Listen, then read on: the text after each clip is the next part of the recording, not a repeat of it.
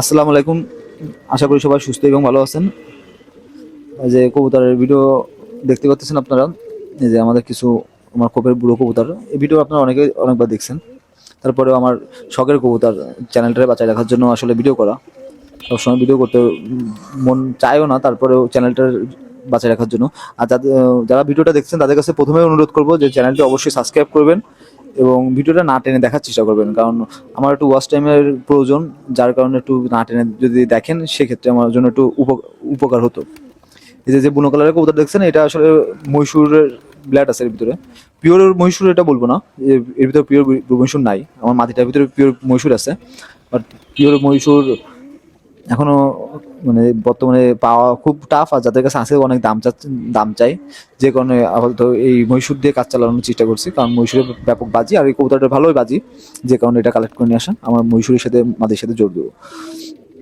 আর এই যে দেখতেছেন যে চরের বাচ্চা, শামীম ভাইয়ের এই চটের বাচ্চাটা দেওয়া হবে। শামীম ভাই যদি ভিডিওটা দেখেন তাহলে অবশ্যই খেয়াল করবেন যে যে আপনার এই বাচ্চাটা যাচ্ছে, এটা হচ্ছে আপনার চটের বাচ্চা, আমার মেন যে মূল চট বংশীদার চট, ওই চটের জেনারেশনের।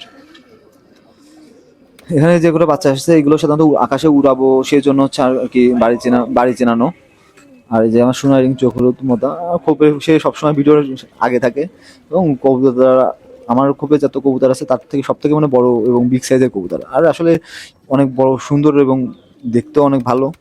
আর কবুতরগুলো যে অসাধারণ সেটা বলার বাহুল্য রাখে না।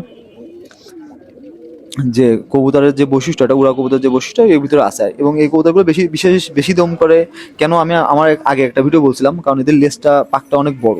যে কারণে এই বাচ্চা কবুতরগুলো যখন আকাশে দেওয়া হয়, এই কবুতরগুলো বাতাসে ভেসে মানে বেড়ায়, যে কারণে কবুতরগুলো নিচের দিকে নামতে পারে না, এই জন্য সারাদিন দম করে। আমার মানে আমার অভিজ্ঞতা থেকে মনে হলো যে কবুতর এতদিন পালি এই কারণটাই হয়তো বা বিশেষ, কবুতরের অবশ্যই দম আছে যে কারণ। আর একটা কারণ হচ্ছে এই কবুতরটা বেশি দম করার কারণ আমার মনে হলো এই জন্য যে লেজটা পুরো যখন ফুলায় ওঠে তখন হচ্ছে বাতাসের সাথে ভেসে যায়, যে কারণে কবুতরটা নিচের দিকে নামতে ওদের খুব টাফ হয়। যখন আবার ওর ভিতরে বাজিও আছে, যে কারণে কবুতরটা যখন নিচে আসে তখন আবার বাজি খেয়ে উপর দিকে চলে যায়। এই জন্য আর কি ওরা দম করে হয়তো বা বেশি। যেমন একটা নাকটানা জেনারেশনের কবুতর, বলে দেয় সিটি সিটি ক্যামেরার সামনে একেবারে, এর বাচ্চা মার্শাল্লাহ অনেক ভালো হয়। আর নাকটানা কবুতর সম্পর্কে অনেকে জানে যে নাকটানা কবুতর খুব সুন্দর বাজি করে। আর এই যে কারণে আমার নাকটানা কবুতরটা প্রিয় কবুতর যদি থাকে তার ভিতরে আমার পছন্দের তালিকার ভিতরে উপরে নাকটানা কবুতর, কারণ এদের বাজির কোয়ালিটি এবং স্টাইলটা অনেক ভালো।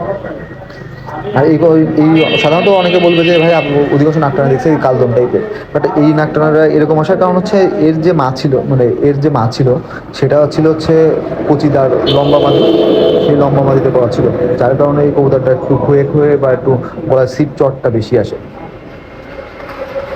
চট কবুতর দেখতেছেন, এই যে সোনারি, সে সবসময় তার কাজ হচ্ছে ফোন ক্যামেরার সামনে থাকা, হাঁটা চলা করা। আর এই বুনো কালো কবুতরটা খুবই ভালো। আর আমার একটা ভিডিও আমি আপনাদের পিওর যে খুলনার যে পুরাতন যে বুনো, যে মানুষ যে আগে চট করে বাজি খায় এবং ওটার কোয়ালিটি অনেক ভালো। আসলে এই কবুতরগুলো যে সারাদিন ওরা তা বলবো না, ওগুলো অ্যাভারেজ 5 থেকে 6। আর ওই কবুতরগুলো বাজির কোয়ালিটি অনেক ভালো এবং বাজির সাউন্ডটা অনেক ভালো, যে কারণে ওই কবুতরটা আমার কালেক্ট করা হয়তো বা খুব তাড়াতাড়ি আসবে। এই কবুতরগুলো আসলে খুব কম মানুষের কাছে আছে, যাদের কাছে আছে তারা দিতে চায় না, অনেক টাকা পয়সা তো চাই। আর বিশেষ করে বেশি সময় নষ্ট হয় এগুলো কালেক্ট করতে গেলে। আর একটা কবুতর প্রেমী যারা কবুতর কালেক্ট করে তারা জানে যে একটা কবুতর কালেক্ট করাটা কতটা টাফ বা কতটা ঝামেলা পূর্ণ। কারণ একটা কবুতর কেউ চায় না, একটা ভালো খোপের কবুতর কেউ কাউকে সহজে দিতে চায় না, কারণ ভালো যে কবুতরগুলো থাকে খোপের তৈরি করতে অনেক টাইম লাগে, অনেক সময় লাগে এবং অনেক পছন্দেরও হয়। যে কারণে খোপের একটা ভালো কবুতর কেউ কাউকে সহজে দেয় না। এর জন্য যারা যখন কালেক্ট করতে হয় তখন অনেক কষ্ট হয়, কালেক্ট করতে সহজে দিতে চায় না, টাকা পয়সা খরচ হয়। এই যে আমার এই বাচ্চাগুলো দেখতেছেন, এই বাচ্চাগুলো হচ্ছে খুব তাড়াতাড়ি আমি আকাশে দিব, বাড়ি চিনাচ্ছি, আস্তে আস্তে চিনাবো। আসলে সময় না দিতে পারলে কবুতরের হয় না। আর আমি সকালে চলে যাই খাবার দিয়ে, বাড়ি চিনাবো যে সময়টা, সেই সময়টা আমি ওটা দিয়ে পাই না।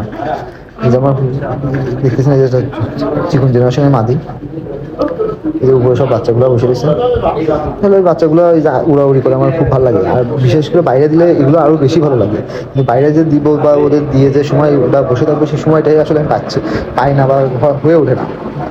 বেশ কিছু বাচ্চা হয়েছে, আর আমার এই আসলে এই সিজনে অনেক বাচ্চা হচ্ছে মশাই কামড়াইছে, যার কারণে কবুতরগুলো অনেক বাচ্চা মারা গেছে। আর ভাই আমার কথা হচ্ছে কবুতরের ভিতরে বাজি, যে কবুতরের ভিতরে বাজি নাই সেই কবুতর আমার কাছে বেশি একটা ভালো লাগে না। পাকিস্তানি কবুতর অনেক দম করে, আর পাকিস্তানি কবুতর ভাই কালেক্ট করা অতটা টাফ টাফ না। আমার বেশ কিছু ভাই, বড় ভাই আছে বা আমার বেশ কিছু পরিচিত আছে, যাদের বললে পাকিস্তানি অনেক ভালো মানের কবুতর কালেক্ট করার কোনো ব্যাপার না। বাট পাকিস্তানি কবুতরের প্রতি আমার অতটা টান না। এই যে যে বাচ্চাগুলো দেখতে পাচ্ছেন, ওই বাচ্চাগুলো ওর পাক আর ওর চোখটা দেখানোর জন্য, ওর গেটআপটা দেখেন, ওর হাত দাঁড়ানোর স্টাইলটা কতটা শার্প, আর ওর পাকটা মনে হয় বুনা পাক। এটা হচ্ছে চিকন জেনারেশন, এটা চয়ন ভাই যে চিকন জেনারেশন চট কবুতর, সেই জেনারেশন কবুতর, এই দুইটাই হচ্ছে এই ওই জেনারেশন কবুতর। আর এটা হচ্ছে আমার তুলার বাচ্চা, এই যে দেখতে পাচ্ছেন ওই বাচ্চা। মানে তুলার বাচ্চার কথা মানে অনেক ভিডিও আমি বলছি যে এই বাচ্চাগুলোর মানে ছাড়লে এতটা সুন্দর করে ভাসে, ফুলায় লেজ ফুলায় গোল হয়ে পড়ে থাকে, এটা দেখলে মনে করুন মন শান্ত হয়ে যায়। আর তুলার মতো মানে তুলা যেমন আর যখন বাতাসে ছাড়িয়ে দিলে ভাসতে থাকে, এই কবুতরগুলো ঠিক সেরকম সেম ওরকম ভাসতে থাকে। আর এরা একটা বাইক করতে খুলে দিতে এদের প্রায় 1 মিনিটের মতো লাগে, এত স্লো ওড়ে। আর যে কারণে শিরে মার খাই বেশি তুলা কবুতর।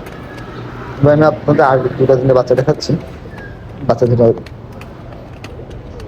দেখেন, এই যে এখানে যে দুটা তুলা আছে, এই যে এই তুলা দুটা হচ্ছে শামীম ভাইয়ের দেওয়া।